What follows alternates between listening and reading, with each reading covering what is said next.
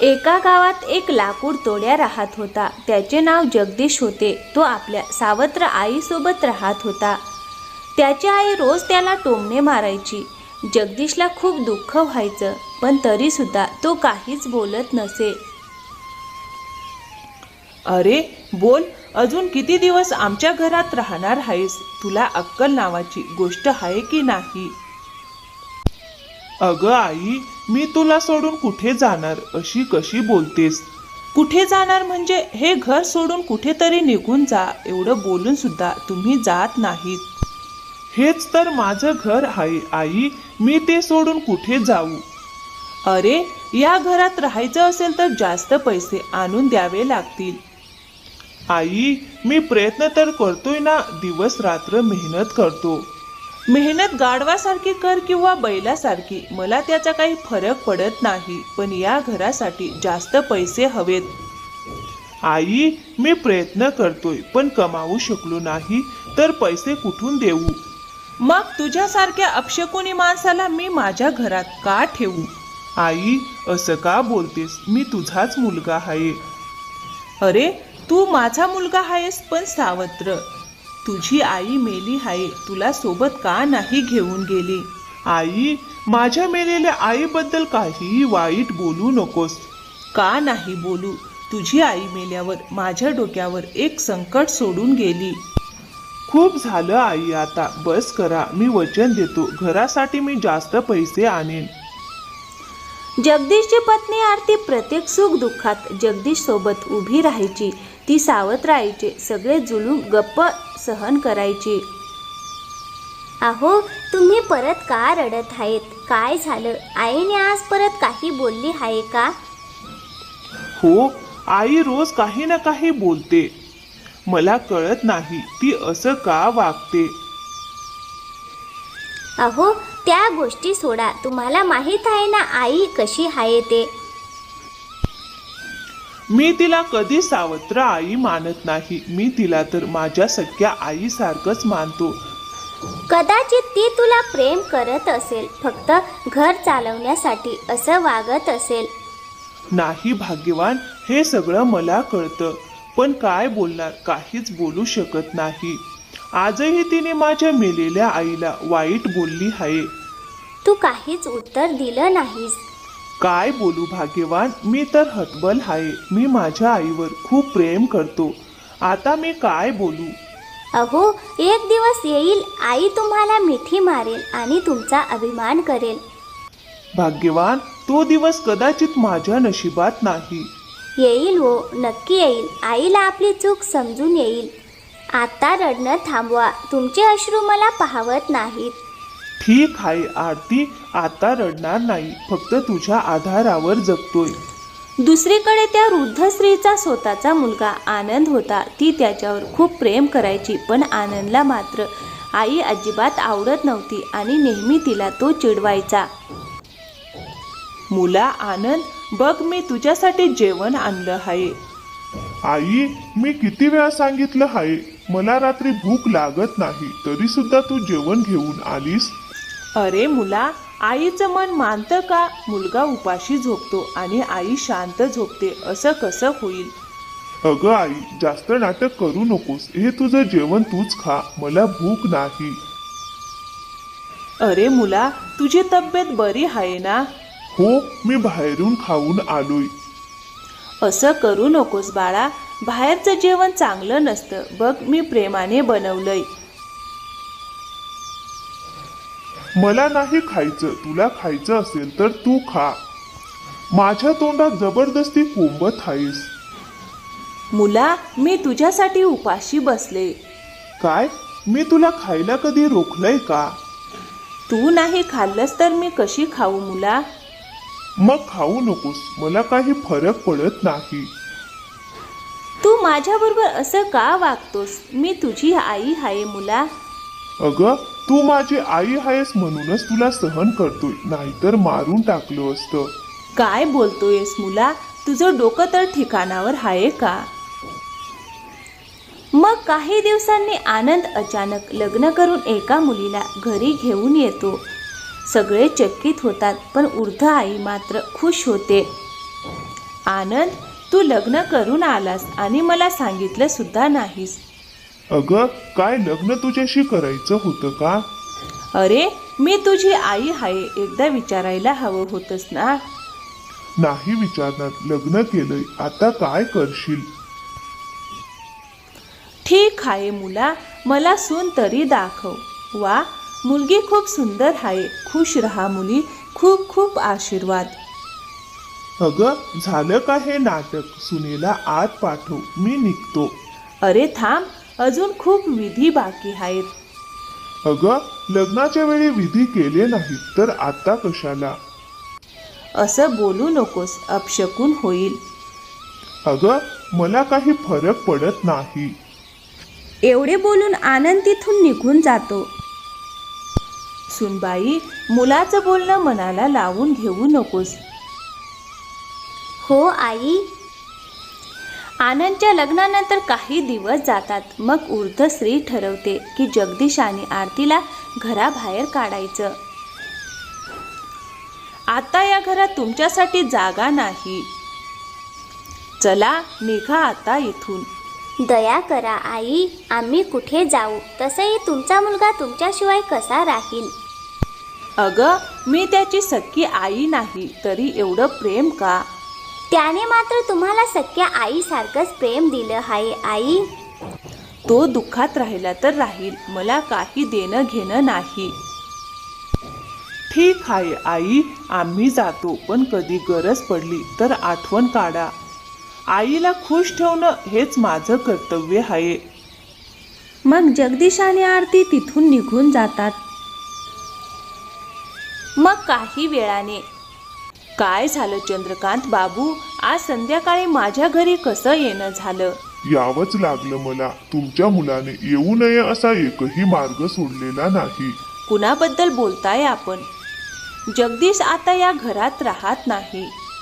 नाही, मी जगदीश बद्दल बोलत नाही. जगदीश सारखा चांगला, सरळ आणि सज्जन मुलगा दुसरा कोणी असूच शकत नाही. मग कुणाबद्दल बोलताय? आनंद बद्दल? त्याने आता काय केलं? त्याने काय केलं नाही हे विचारा. त्याने माझ्याकडून अनेकदा मोठमोठ्या रकमा उधार घेतल्या आहेत. हे देवा, आता या मुलाला मी अजिबात सांभाळू शकत नाही. ते सगळं सोडून द्या. मला फक्त एवढंच सांगा, माझे पैसे कधी परत देणार आहात? मला थोडा वेळ द्या बाबू, मी तुमचे पैसे परत करीन. हो, ठीक आहे. मी तुम्हाला एका आठवड्याचा वेळ देतो. यानंतर पैसे मिळाले नाहीत तर मला अतिशय कठोर पाऊल उचलावं लागेल. खूप खूप धन्यवाद बाबू, वेळ दिल्याबद्दल. मी वचन देते की तुमचे पैसे मी परत करीन.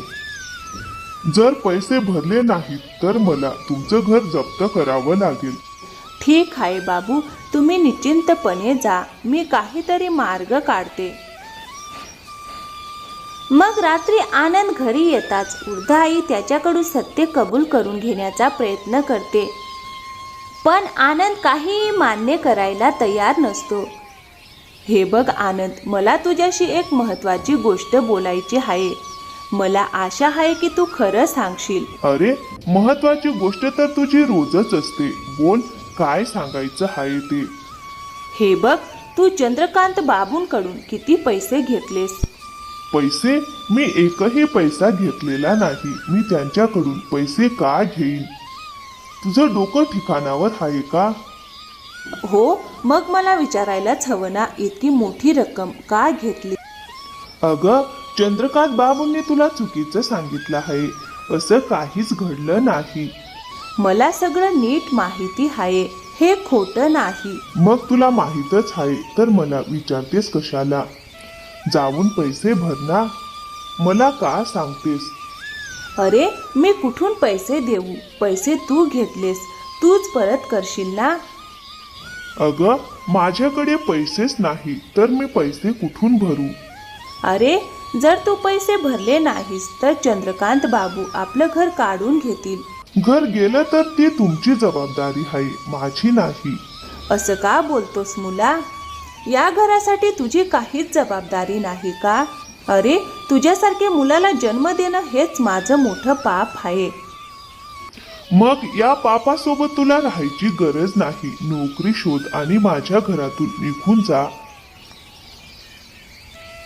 मग काही वेळाने आनंद वृद्ध आईवर प्रचंड रागावतो आणि तिला घराबाहेर काढतो. असहाय्य वृद्ध आई रस्त्यावर भटकत राहते.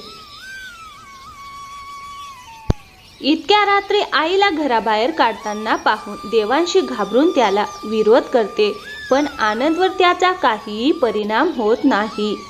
उलट तो देवांशीलाच ओरडतो. अहो, तुम्ही आईसोबत जे केलं ते योग्य होतं का? अगं, मी आईसोबत काय चुकीचं केलं ते सांग. अहो, तुम्ही तिला आताच घराबाहेर काढलं. नाही काढलं तर काय करायचं? ती रोज मला त्रास द्यायची, माझं डोकं खायची. मला असं प्रेम नको आहे. अहो, ती तुमची आई आहे म्हणूनच प्रेम करते ना. मला अशा प्रेमाची गरज नाही. तू गप्प बस. मी एकटाच पुरेसा आहे. मला काहीच अडचण नाही. तुला काही अडचण आहे का? अहो, मला नाही, पण इतक्या रात्री आईला घराबाहेर काढणं चुकीचं होतं. अगं, मला तू आता योग्य अयोग्य शिकवणार आहेस का? अहो नाही, मी फक्त सांगत होते. अगं, जास्त बोलू नकोस, नाहीतर तुझीही आई सारखीच अवस्था करीन. अहो, तुम्ही माझ्याशी असं का वागता? तू मला योग्य अयोग्य शिकवतेस ना, आणि चांगल्या वागणुकीची अपेक्षा ठेवतेस. अहो, मी फक्त सत्य बोलले.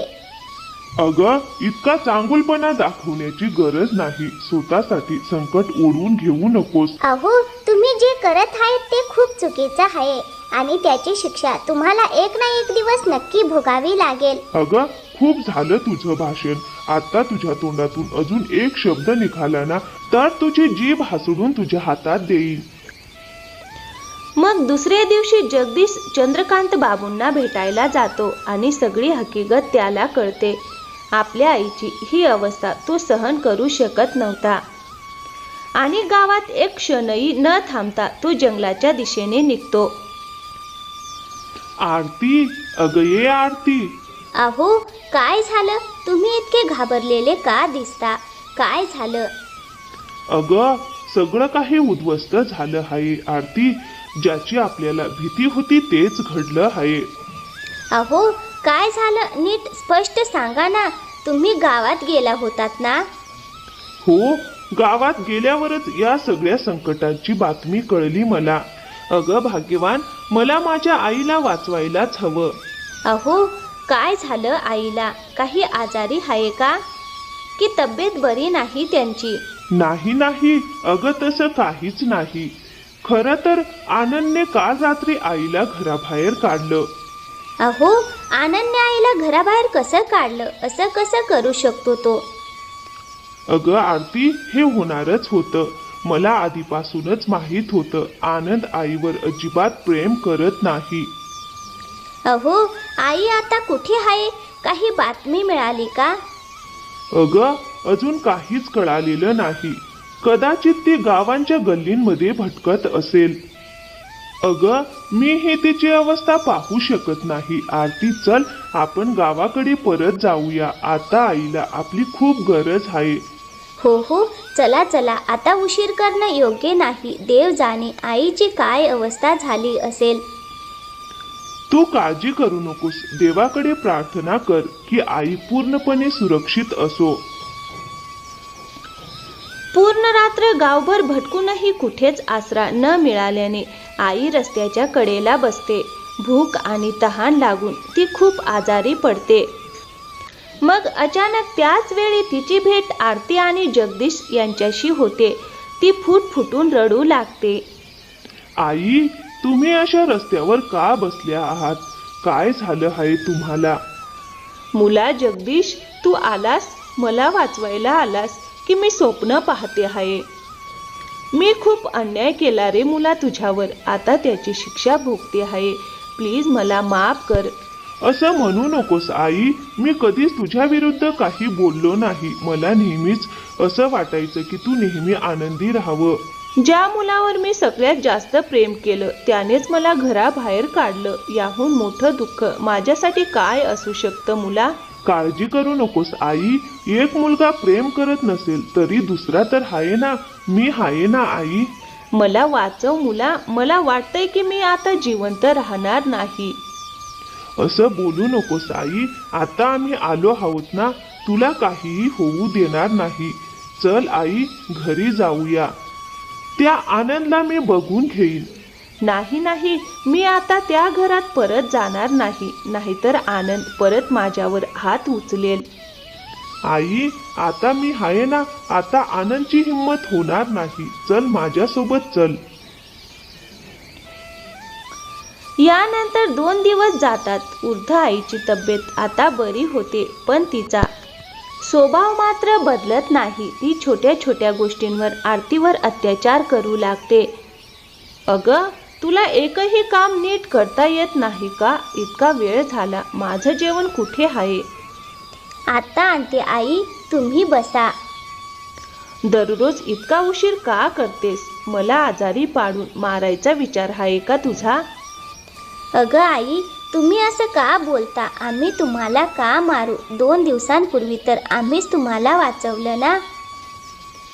अरे वा वा, एक चांगलं काम केलं आणि आता टोमणेही मारतेस. नाही आई, तुम्ही गैरसमज करताय. मी टोमणा मारलेला नाही. अगं, मला सगळं माहीत आहे. माझी मदत करायला आली आहेस ती माझ्या संपत्तीसाठी.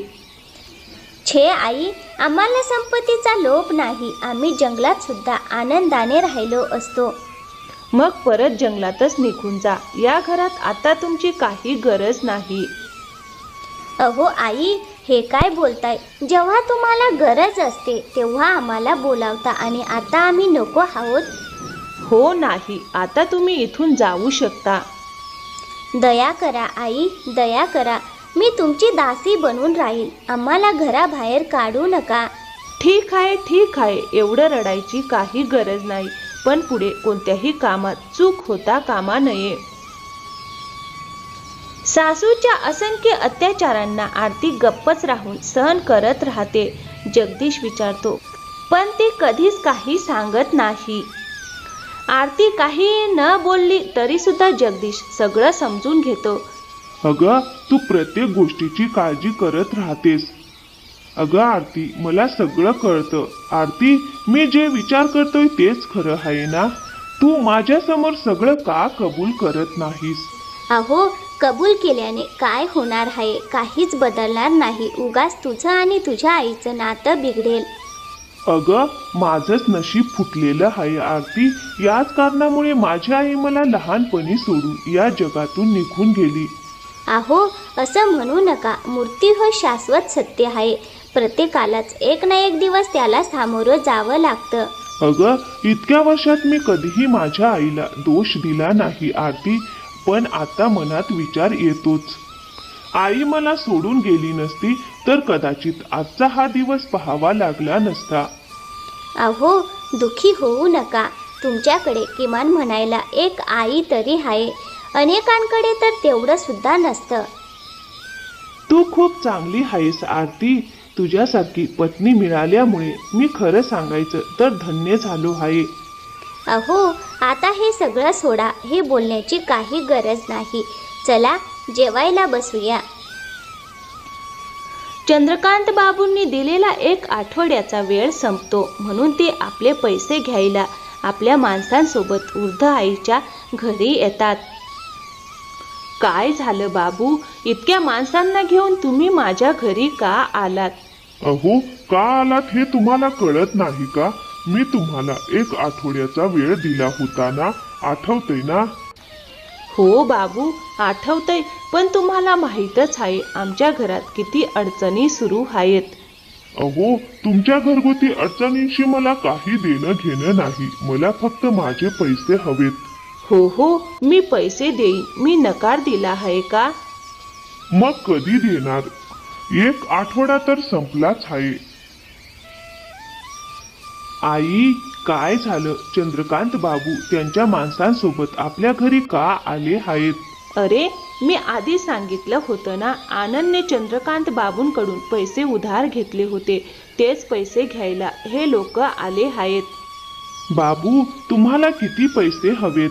जितके पैसे मला घ्यायचे आहेत तेवढेच. तू ही जमीन विकून सुद्धा भरू शकणार नाहीस, समजलास का? बाबू मी तुम्हाला वचन देतो, तुमचे सगळे पैसे मी परत करेन. अरे हेच शब्द तुझ्या आईनेही बोलले होते आणि 1 आठवड्याचा वेळ घेतला होता, पण अजून 1 पैसा सुद्धा मिळालेला नाही. बाबू तुम्ही मला ओळखत नाही. मी जेव्हा म्हणतो तेव्हा नक्कीच करून दाखवतो. ठीक आहे, तुझ्यावर विश्वास ठेवून मी तुला अजून काही दिवसांचा वेळ देतो. यावेळी शब्दभंग होणार नाही अशी मला अपेक्षा आहे. जेव्हा वृद्ध आई आनंदला पैशाबद्दल सांगायला जाते तेव्हा मागील वेळेसारखाच आनंद तिच्यावर अत्याचार करतो. आनंद कोणत्याही परिस्थितीत चंद्रकांत बाबूंचं कर्ज फेडायला तयार नसतो.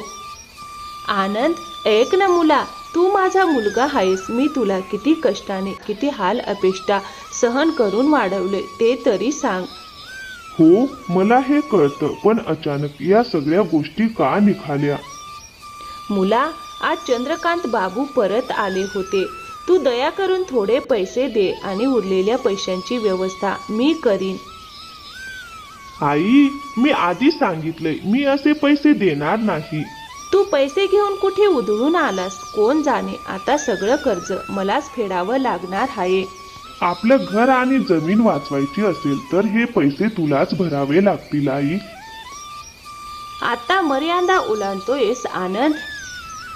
सावध रहा आई, माझ्यावर ओरडू नकोस. याचा परिणाम चांगला होणार नाही, आधी सांगतोय. अरे काय करशील? मारशील का? मारून टाक मला. अगं आई, गरज पडली तर तेही करीन, पण तुला जिवंत सोडणार नाही. एवढं बोलून आनंद एक काठी उचलतो आणि आपल्या आईच्या डोक्यावर मारतो आणि तिला मारायला सुरुवात करतो. मारू नकोस मुला, मी तुझी आई आहे. माझ्याशी असं वागू नकोस. अगं तुझ्या अति प्रेमामुळेच मी वैतागलो आहे. आता तुला जिवंत सोडणार नाही, तुला मारूनच टाकीन. सोड मुला सोड. मी आता कधीच तुला काहीही बोलणार नाही. मला खूप वेदना होत आहेत मुला, सोड मला. ठीक आहे, या शेवटच्या वेळेस तुला सोडतो. पुढे माझ्या आयुष्यात हस्तक्षेप केलास तर कोणीही तुला वाचवू शकणार नाही.